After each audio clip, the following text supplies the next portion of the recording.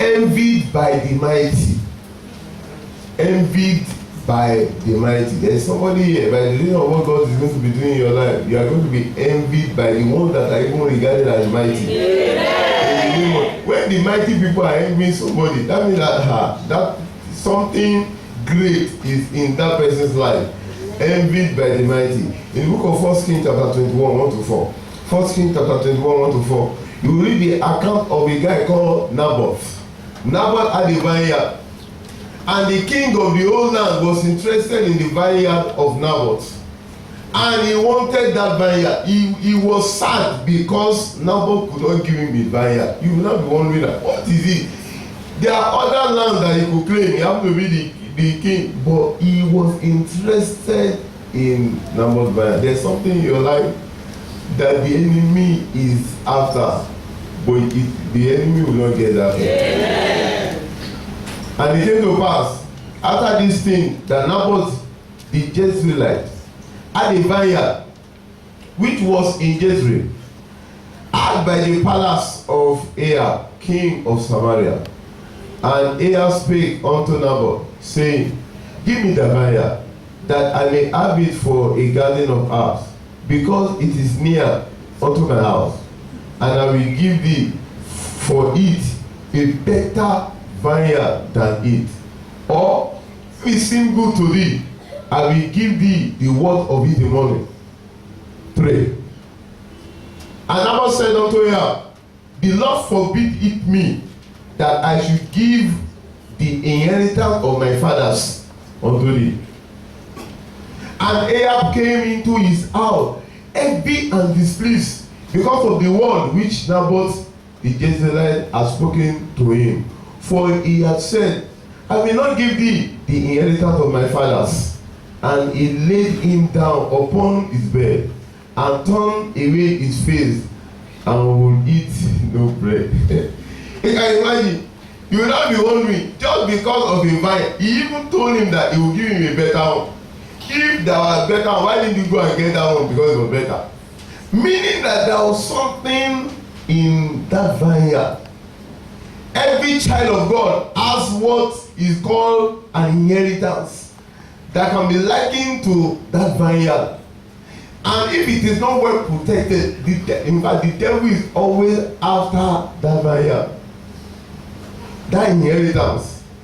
But the devil will not get your own. Amen. And he will not get my own. Amen. In the name of Jesus Christ. Amen. And many times the people that the mighty people are envious of, they are pitying themselves that they have nothing, because Naboth could be regarded as somebody that did not even have much money. But what he had, the king wanted. Many of us, we are saying that we don't have this. We don't have this. There's this story of a particular fighter. He trained as a karate fighter, but he had only one arm. One of the left arm had been cut off. So his master entered him into a competition. He did not want to enter because he just wanted to learn how to fight just for self-defense in case of anything. But the master said that no, you will go into the competition. And he was wondering, people with two arms, how will I be fighting with them? That means that I'm already disadvantaged. But the master ensured that he enrolled him. But because the long story short, he won the competition. And he went to the master. Because he to himself was confused. How did I win? And the master said that there is a particular style that I've taught you. That style, the only way to counter that style is for your opponent to hold your left arm and you don't have any. And by them not able to hold your left hand, you will keep on slamming them, and slamming them. And there is a particular number of slamming that you win. Wow. Every child of God has an inheritance that can get you to the place of glory. Don't lose it for anything. I prophesy into your life, the Almighty God will help you to safeguard this inheritance. Yeah. Let me even remove the curtain. That inheritance is the Holy Spirit. The inheritance that God has given to every child of God is the Holy Spirit. In the book of 1 Corinthians chapter 12 verse 13. 1 Corinthians chapter 12 verse 13. For by one Spirit are we all baptized into one body, Whether we be Jews, you be rich or poor, Gentile, whether you are married or you are not married, you have a job, you don't have a job, you have a child, you don't have a, whether we be born or free, and have been all made to drink into what? One spirit. That Holy Spirit is your greatest asset. Don't allow the devil to take that Holy Spirit from you. That was the greatest undoing of Samson. Samson was not really a macho man because the enemy were wondering, please let's bribe somebody to tell us the secret of his strength. If he happened to be very big because of his muscle, but they saw him as skinny and he will be defeating 1,000 people. So let's see his secret of his strength. But it himself, he did not really realize that it was more of the Holy Spirit, not the dreadlock. The Bible said that after he had already allowed the dreadlock to be caused, and the enemies came in the book of Judges chapter 16, 19 to 21, affliction now started coming after they have already caught the dreadlocks. But they told us in verse 20, that it was the Holy Spirit per se that went the way that made everything to fall. Give me 19, let me see 19. And she made him sleep upon an hill, and she called for a man, and she called him to shave all the 7 locks of his head, and she began to afflict him, and his strength went from him. We will not discover that strength later in this verse. And she said, the Philistine be upon thee, Samson. And he awoke out of his sleep and said, I will go out at other times before and shake myself, and he wist not that what? The Lord, that the Holy Spirit in him had departed. That was that strength that went for him. 21. And he was now brought down low. 21. But the Philistine took him and put out his eye and brought him down to Gaza and bound him with feather and brass, and he did grind in the prison house. Do not allow this your inheritance to be taken away from you, regardless of what you have or what you don't have. Being a true Christian is not somebody that lives in a palace. You can be in the prison like Joseph, and the Bible said, and the Lord was with him. Once you don't allow that Holy Spirit to be taken away from you, you will end in glory. Don't allow people to push you because of what you don't have. I hate people to pity me because of what I don't have. Because I even see myself that I'm more advantageous than them, because I'm going to be having better. And if I don't have it, it does not matter. My end is going to be glorious. Don't allow yourself to be an object of pity. You are an object of... The king was looking, wanted to get that. He didn't have other things. But just that one. That because that happened to be everything. Once you have the Holy Spirit, you have everything. In the book of Ephesians chapter 1 verse 3, Ephesians chapter 1 verse 3, the Bible said that the God of all grace has blessed us with all kind of blessing in the heavenly places because of that Spirit in us. Blessed be the God and Father of our Lord Jesus Christ, who has blessed us with all spiritual blessings. Where? In heavenly places in Christ Jesus. Do not allow the Holy Spirit in you to be grieved. In the book of Ephesians chapter 4, 30. Ephesians chapter 4, verse 30. And grieve not the Holy Spirit of God, whereby ye are sealed unto the day of redemption. I mean that this is spiritual. You cannot see the seal with your eyes, but you have been sealed. When a tin milk is sealed because there is liquid inside, if you just shake it anyhow, it will not pour down. The content cannot be touched by anything outside until it is punctured. Then it can come out. That is sealed. It is sealed. So that you have been sealed with the Holy Spirit. That means that 1,000 may be happening by your side, 10,000. As long as you are seeing Him, you are not allowing your hand to be soiled in sin, so that nothing will happen to you. That was what the king wanted. He had every other thing, but he did not have that inheritance. He wanted it. Do not allow the Holy Spirit to be taken away from you. It is very important that you see yourself as an object of envy. Also, Isaac, in this our key text, and the man waxed great and grew and went forth. Genesis 26:13. Genesis 26:13. You will see there that the Philistine envied him. He was living in their land, but they were still envious of him. And the man waxed great and went forward and grew until he became very great. Then, for he had possession of flocks and possession of earth and great store of servants. And what happened? The Philistine envied him.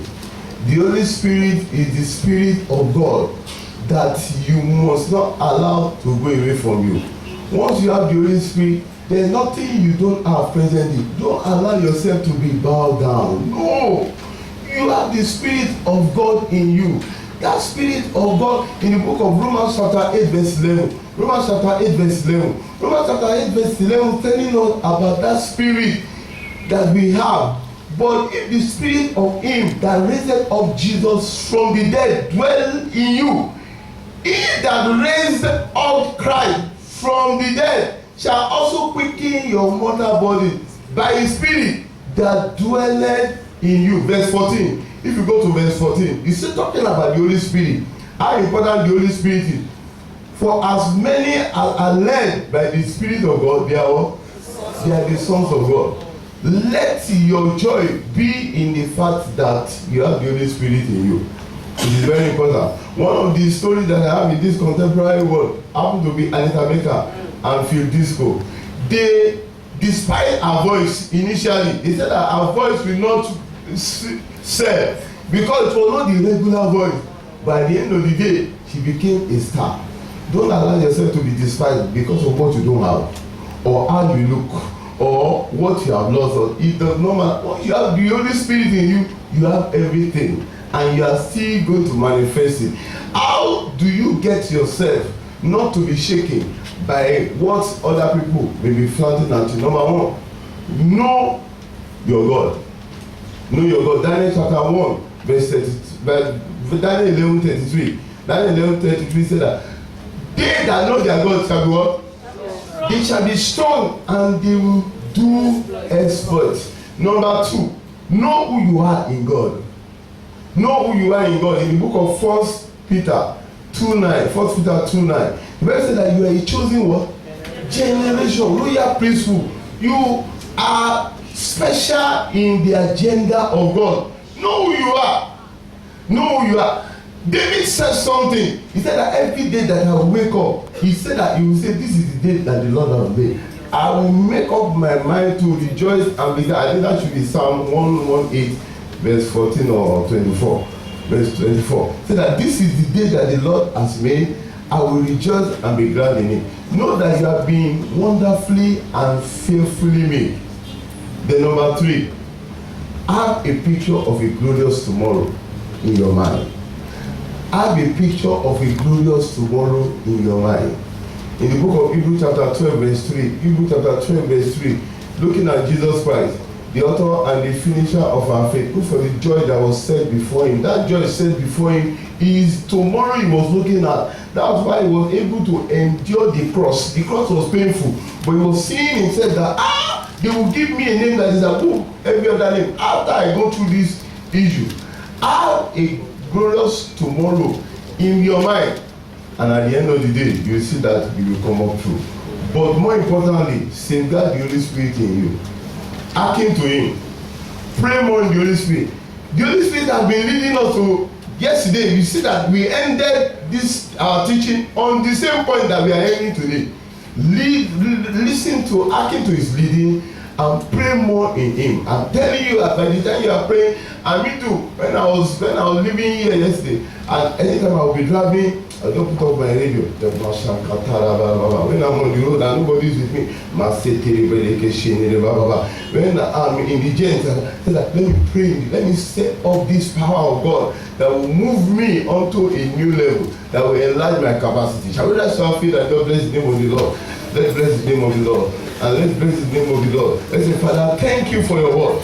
I'm sorry for allowing myself to be pitied, not realizing that I'm an object of envy by the mighty. Thank you, Father. The preacher that came before us was telling us that the devil was even envious of us. Thank you, Lord. In Jesus' mighty name we are praying. In the next 1 minute, just pray in tongues, just like we did yesterday, and charge up our spiritual battery. Charge up your spiritual battery. Marubo she nireba, mireke se nireba, rabababababababaka shanareba, rebeleke se nireba, yababababababababa, mireko se nireke, shinereke se nireba, rabababababababaka sanayabalaka yaba, mireke shinereke nireba. Rabalaka shana laka pataya baba sheba regele kosenele keshine ya baba baba yaka shana laba lekoma hakine lekine lekeba rababa laka shana laka sana liba regele keshine lebaba. Thank you, Father. In Jesus' mighty name we have prayed. Spirit of the living God, you are the Spirit of God that has sealed us unto the redemption. We glorify the name of Jesus Christ. We are sorry for the time that we have looked outside of you, trying to see things that we didn't have, despising you, not knowing that with you we have everything. We glorify the name of Jesus. As we are looking inward from today to you and being grateful for you, let there be great manifestation in our life. Thank you, Father. In Jesus' mighty name we have prayed.